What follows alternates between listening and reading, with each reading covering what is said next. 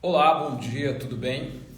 Eu quero pensar com você, logo muito cedo nessa manhã, sobre algo que li e acredito que todos nós estamos em busca de um crescimento e um aperfeiçoamento espiritual.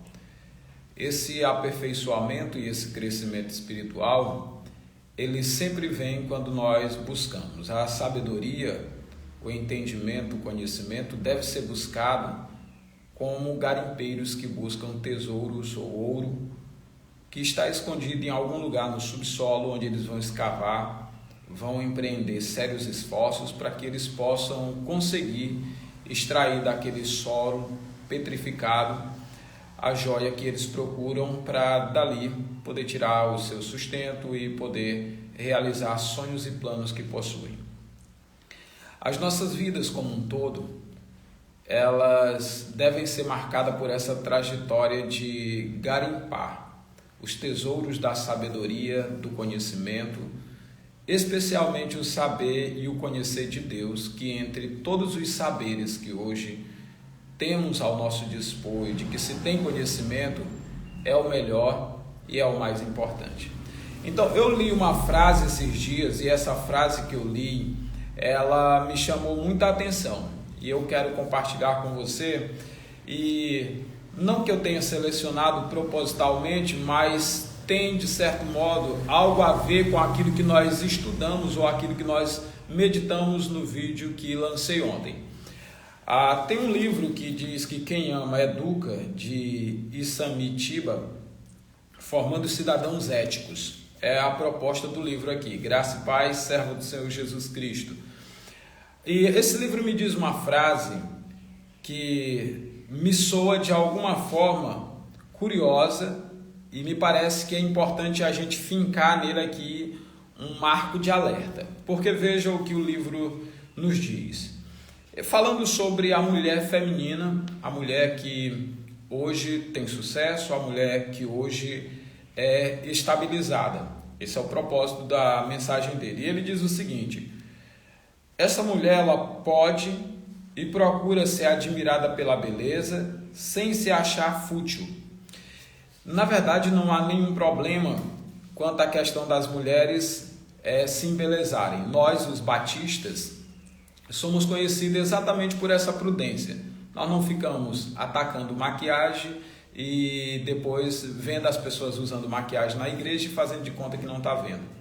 Nós entendemos que o adorno das irmãs que deve chamar mais atenção não é a maquiagem que põe no rosto ou a roupa que cobre o seu corpo, mas o que deve chamar a atenção numa mulher temente a Deus, numa mulher que anda com Deus, na nossa geração, é o seu pudor, o seu espírito de mansidão, de decência e de tranquilidade diante de Deus, o que a Bíblia Sagrada recomenda. E naturalmente, quando uma pessoa é cheia de Deus, ela não vai andar com indecência, mostrando marcas, especialmente das partes mais provocantes do seu corpo. De forma nenhuma vai fazer isso. Geralmente, as mulheres que andam mostrando ou apresentando qualquer parte do seu corpo, o contorno provocante, especialmente das áreas mais sensíveis à sexualidade humana, essas mulheres são vazias, elas são vazias de Deus, elas são vazias de moral, elas são vazias de entendimento, são pessoas que ao longo da sua vida e da sua caminhada não tiveram a oportunidade de poder perceber aquilo que de fato Deus tem para si, e por não ter esse entendimento, elas apelam para o que vai torná-las ainda mais vil e vai torná-las ainda mais desprezível. Porque elas estão apelando e jogando a toalha, demonstrando que não tem mais o que usar para chamar a atenção de ninguém. E isso é onde a gente tem que tomar cuidado e refletir e parar para pensar com cuidado. É claro, eu acredito que a mulher tem que se embelezar, sim. Eu acredito que a mulher tem que estar se arrumando, ter uma boa aparência, se apresentar bem. Isso tudo aí é válido para a mulher, para o homem, para todos. É válido, não vejo nenhuma dificuldade nisso. Agora, o problema é quando a maquiagem é mais forte do que o caráter. O problema é quando a aparência física, a forma como se gasta e se investe para ter uma aparência no vestuário, na beleza e tudo mais, é muito mais rico do que a sua espiritualidade com Deus. Aí é que é uma tragédia, porque aí seria muito melhor andar desarrumada, bagunçada, não ter uma boa aparência física, mas ser uma pessoa temente a Deus, uma pessoa revestida de pudor, bom senso, dignidade, caráter, moral, entre várias outras coisas. No entanto, manter o equilíbrio entre uma coisa e outra é o caminho da sensatez, é o que imagino que a palavra de Deus nos mostra com muita clareza e que deve ser seguido por todas as mulheres que são tementes a Deus. Esse é o primeiro ponto. O segundo, ele diz o seguinte: essa mulher feminina, ela larga o companheiro se não o ama e não se perde quando está sem alguém. Olha só, aqui eu já vejo algo diabólico nesse conselho do Issami Tiba.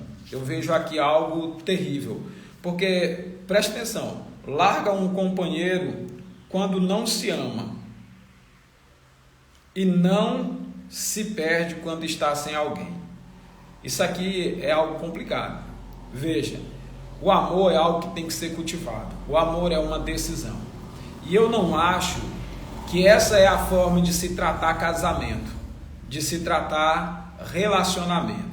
Eu sou muito criterioso na hora de falar para alguém casa ou não se casa. Sou muito criterioso nisso e dou as orientações quando sou pedido para dar orientação. Quando não quero a minha orientação, faço questão de não dar e faço questão de nem me envolver no relacionamento de quem quer que seja.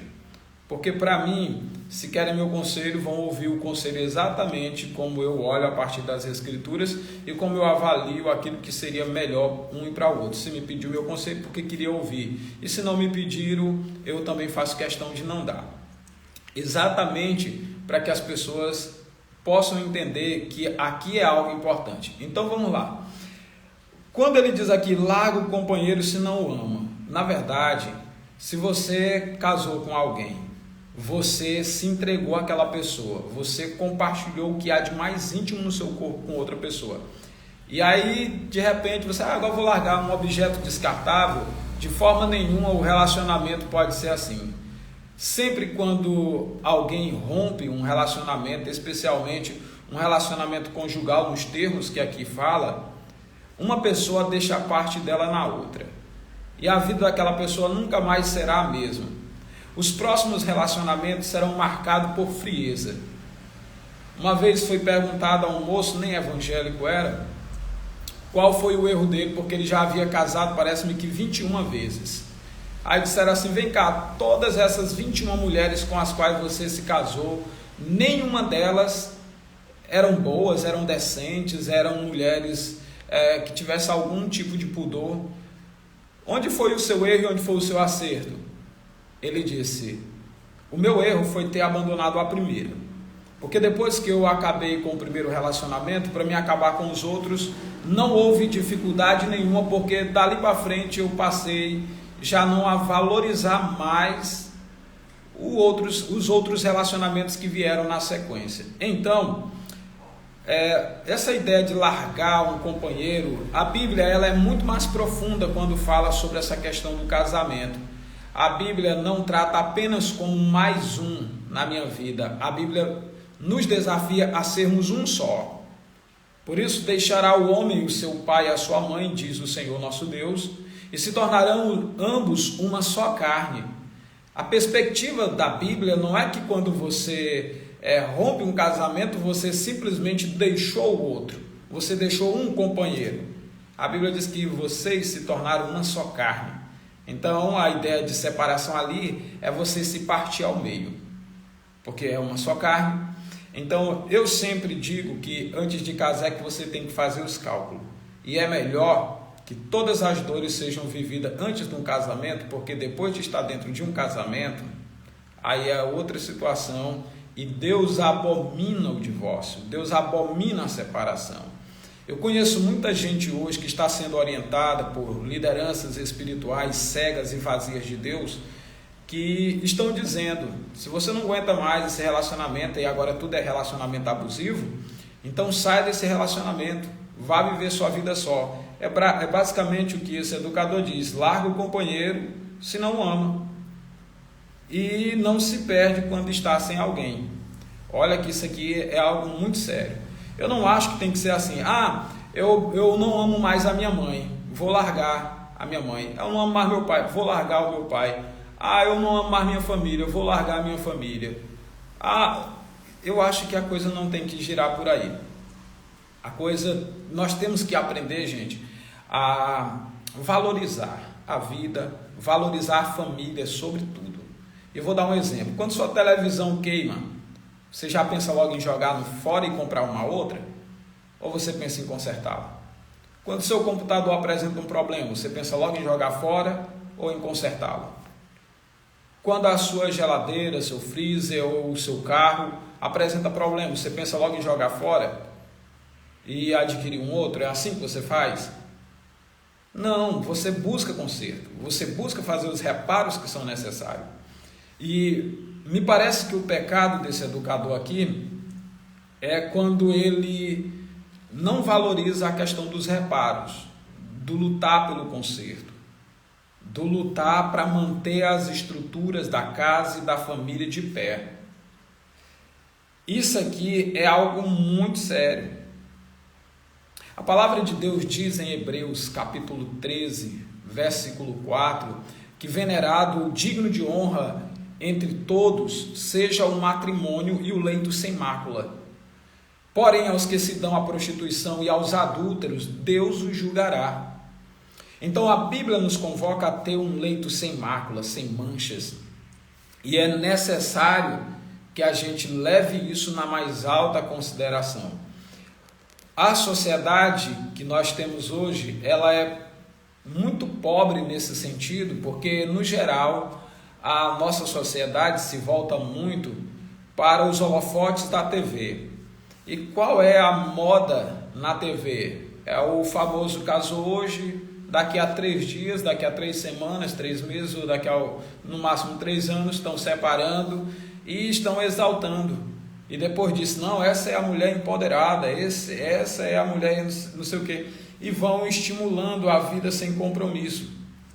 Não é por acaso que hoje o relacionamento que se constrói entre as pessoas é muito parecido com o dos animais. É só um coito ali e acabou. Então, nós precisamos tomar cuidado, porque nós não temos que andar imitando os animais. Nós, na verdade, Deus nos deu a sabedoria e o poder de dominar sobre os animais, sobre as plantas, sobre a natureza, sobre muitas coisas, para que a gente pudesse usar com sabedoria. Por isso é que a palavra de Deus diz que o meu povo está sendo destruído porque lhes faltou o conhecimento. Porque tu, sacerdote, rejeita o conhecimento, eu também te rejeitarei, para que não seja sacerdote diante de mim. Esses textos sagrados que aqui estamos citando e fazendo menção deles são textos que podem ajudar você a ter uma família. Veja, nós passamos ao longo da nossa vida por diversos problemas, por diversas dificuldades, mas é sempre importante a gente entender que o Criador, ele sabe o que é melhor para a sua criação, ele sabe o que é melhor para a sua criatura. E aí, quando eu digo isso, eu quero que você entenda que esses são conselhos gerais. Deus quer que homem e mulher, dentro de um relacionamento, eles busquem viver um para o outro e ambos para a glória de Deus. Sim, eu tenho certeza, sei que nós vivemos num tempo onde o pecado é grande e o amor vem se esfriando cada vez mais, porque a palavra de Deus, ela diz em Mateus 24:12, se a memória não me falha, que por aumentar a iniquidade é a violação da palavra de Deus, a violação dos ensinos de Deus, o amor de muitos se esfriará, e nós estamos vivendo esse momento em que o amor está se esfriando. É por isso que aumenta a criminalidade, é por isso que aumenta a frieza no trato do ser humano para com o ser humano, é por isso que você já vê hoje, você anda em shopping center, não é? E você vê gente carregando o cachorro nos braços e o menino com aquela bolsinha que tem tipo uma corda e os pais segurando na corda o menino e o cachorro nos braços. É por isso que você vê pessoas mais empolgadas hoje, em muitos casos, de adotar animal do que adotar gente, porque há essa destruição e esse desprestigiar do valor da dignidade humana. Agora, o humano que dá mais valor para um cachorro, ele não sabe e não está sendo racional para entender que ele está desprezando a própria espécie, que ele está incentivando a tornar o ser humano ainda mais indigno. Então, esse conselho e esse conceito da pessoa olhar para o outro e tratar o ser humano abaixo de um animal, na sua dignificação, na sua valorização, essa coisa de um ser humano olhar para o outro e tratar a criação de Deus, que a coroa da criação de Deus, que é o ser humano, como inferior a qualquer bicho, isso é o que está trazendo sérios prejuízos. Mas a Escritura está aqui para nos educar. Deus diz: amarás o teu próximo como a ti mesmo, sendo você o primeiro objeto da valorização desse amor, porque você vai se amar, e a partir do referencial do amor próprio é que você vai amar o outro. O bem que eu quero para mim, eu também quero para o meu próximo, eu quero para o meu irmão, eu quero para o meu vizinho, eu quero para o meu conhecido e para o meu desconhecido. Porque esse é o princípio do reino de Deus. Agora vejam, quando você tem uma fala dessa, e olha só o que vai ser dito aqui. Eu acho que esse escritor, conquanto ele seja brilhante, ele vacilou muito ao dizer isso aqui também. Ou seja, admite que ama o homem, mas sobrevive sem ele. Vamos lá. Verdade, você sobrevive sem o homem, igual você sobrevive sem sua mãe, você sobrevive sem seu pai, você sobrevive sem seus filhos, você sobrevive sem suas famílias, você sobrevive. Agora, que qualidade de vida é que você vai ter? Eu não acho que a gente tenha que olhar para os nossos relacionamentos e casamentos e tratar como se fosse uma coisa sem prestígio, sabe? E tratar de uma frieza dessa. Não, a coisa ela não pode ser assim. Eu não acredito que a gente tem que estar fazendo publicações incentivando as pessoas a se separarem, incentivando a findar os relacionamentos. Não. Nós temos que incentivar as pessoas a buscar a sabedoria, a buscar o conhecimento, a buscar o aperfeiçoamento. Nós tivemos o nosso primeiro encontro de casais que aconteceu nesse final de semana que se passou. Já estamos planejando um próximo, agora com o pastor Erasmo, um senhor muito experiente no seu ministério pastoral, que deve acontecer no final desse mês. E por que nós temos feito esses encontros e vamos promover clínica para casais, entre várias outras programações? Porque nós entendemos que a vida a dois é importante. Nós entendemos que a vida, o relacionamento conjugal, foi a primeira e grande bênção que Deus deu para o homem. Havendo Deus feito toda a sua criação, Deus disse que não era bom que o homem ficasse só e fez uma auxiliadora idônea para que estivesse com ele. E Deus, ao fazer isso, ele presenteou o homem com um relacionamento matrimonial, para que vivessem uns para o outro e ambos vivessem para a glória de Deus. Então nós precisamos investir nisso. Eu entendo que não é esse o conceito que tem que ser dado, e nem deve ser esse o incentivo. Até porque as mulheres que hoje estão casadas, elas não queriam viver só. Se elas quisessem viver a sós, elas não teriam buscado uma pessoa para dividir a sua vida. Então, da mesma forma, os homens que hoje estão casados, eles não queriam viver só, eles queriam dividir a sua vida com alguém.